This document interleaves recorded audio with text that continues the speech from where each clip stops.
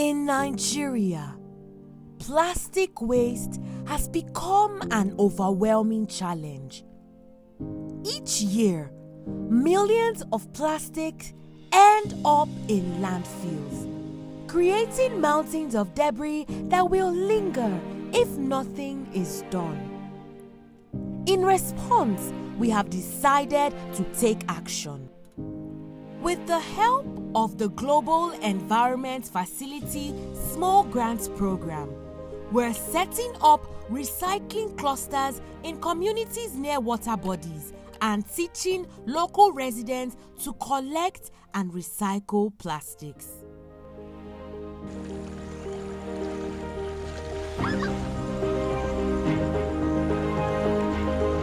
My name is His Royal Highness Gaza Zaka Stephen, the district head of Piakasa.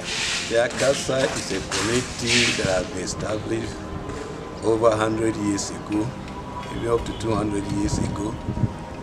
We have area that, old place that the settlement began before we finally came here. Population is more than 1,000, and we are here settling at the age of phase 3 of Federal Capital Master Plan. Here we are surrounded by 3 major rivers, or let's say stream with a big river. If you are going like south, you see a big river and a small river, and behind me the other small river. They all have names. We call it Piakasa River, followed by Kwaitana, the small river before you reach that Piakasa River. There behind we call it Kwaitana. Yes, that big river is coming right away from the Kabusa, Sherete. But this one is coming towards the Galadima side. The one behind me that we call it Yaka Yaka is coming through what do we call it, Galadima side. And this one is just behind this hill, the third one that is between. Here we don't have a central disposal place. Whatever you take through a plastic, you can throw it anywhere. Even people where the people that are settling head of that river, you just be staying when rain is falling, you see plastic coming with polythene bag, they are coming, and some of them will be hung, some of them will be deposited. Majorly during the rainy season. Like rainy season or dry season is not be much because there is not much water, but rainy season, anytime rain is falling, you see them coming gradually. When I heard of your introduction when you came last week, I was impressed because you are coming to assist us. If you can take it over and educate us, also take it over and advise the government in terms of the way we will handle it, the way government will handle it in terms of having a central place to dispose them, we will appreciate.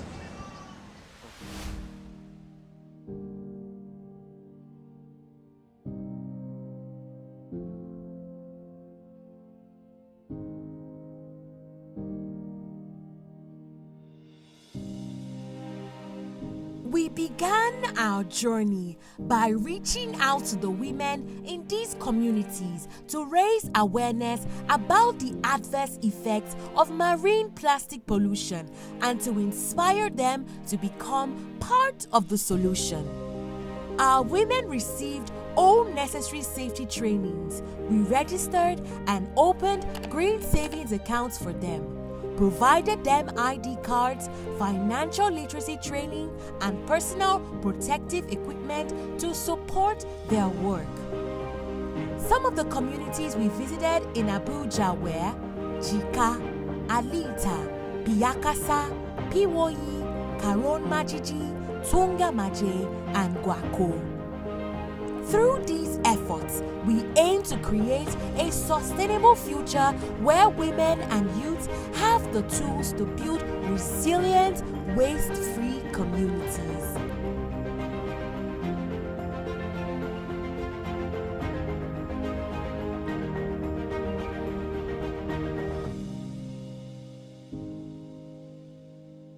My name is Princess, the community coordinator for the Waste to Wealth.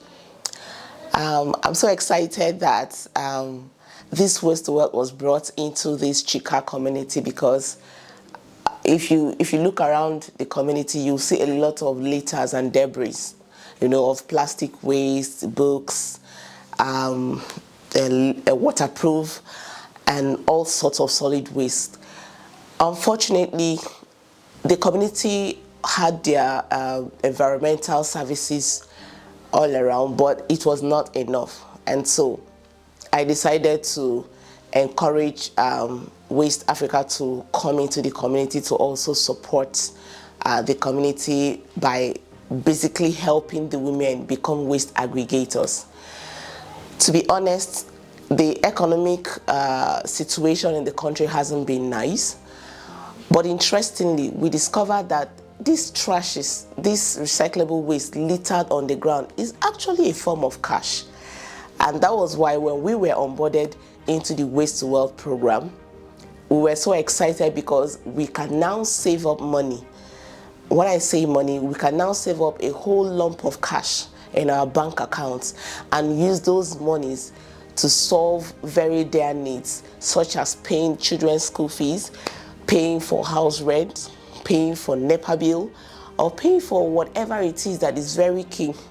Some of us women have also saved up this money over time to acquire probably a piece of land, or probably put it in one of the assets that each family needs based on whatever it is that they need. So interestingly, I can say that I think in this community we are already more than 200 women onboarded into this program, and successfully a lot of more than 70% of the women have successfully saved up a whole lot of money to be able to solve their own family needs. I, for one, have also saved up money to also solve my children's need and other needs in the house. So I'm so excited to be part of this Waste to Wealth. And let me also say that I've also helped some other people in some other communities link them up with this Waste to Wealth to ensure that not just this good thing happening in our community, but also this good thing happening in other communities. So thank you very much.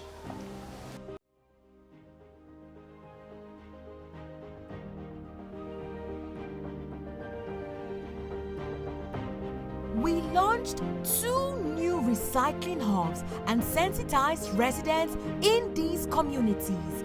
The response was overwhelming.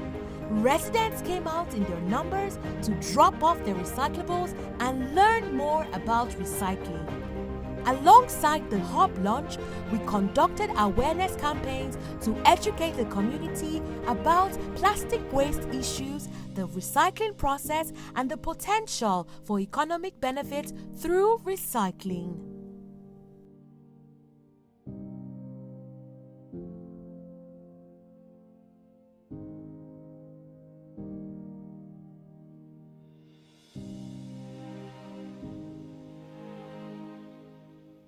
We offered the beneficiaries trainings in baking and confectionaries, as well as the production of household care products.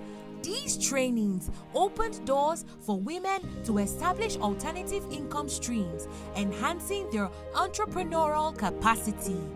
Our goal is designed to help participants develop skills that can translate into income-generating businesses, all with minimal startup capital.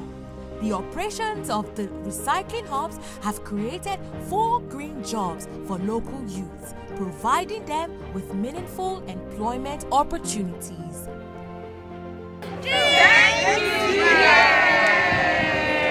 Through empowerment and skill development, we hope to transform the lives of everyone.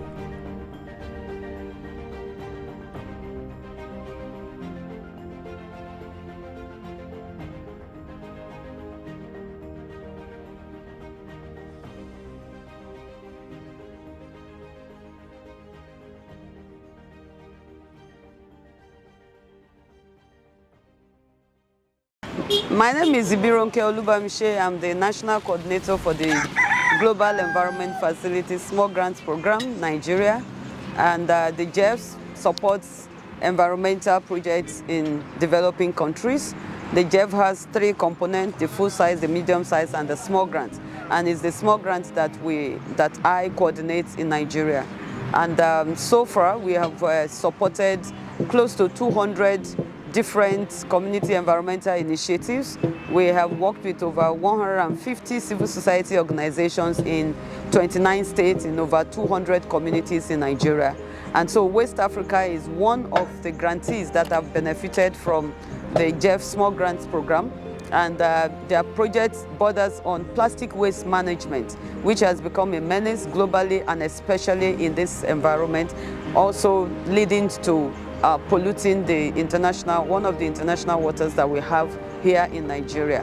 And so the idea was to support the project, create awareness about environmental pollution via plastic, especially plastic pollution, and then to build the capacity of the communities, especially women, to appreciate the problems of plastic pollution and to do something about it, which we have seen that they are really, really enthusiastic about it based on their response to the project and what we have seen. And a couple of them have testified to the fact that they never thought that they could make money from plastic waste management. And so it's like we are helping them to clean up the environment, reduce plastic pollution, and at the same time making it an a viable economic activity for the participating community members. And a couple of them have testified to the fact that they are making money from it and they really want to expand the business. So we are happy to support this project, and it's one of our flagship projects here in Abuja. And we hope that the projects will be able to be scaled up when we see other. We are looking for more collaborators to ensure that this project is sustainable and also replicated or upscaled as necessary.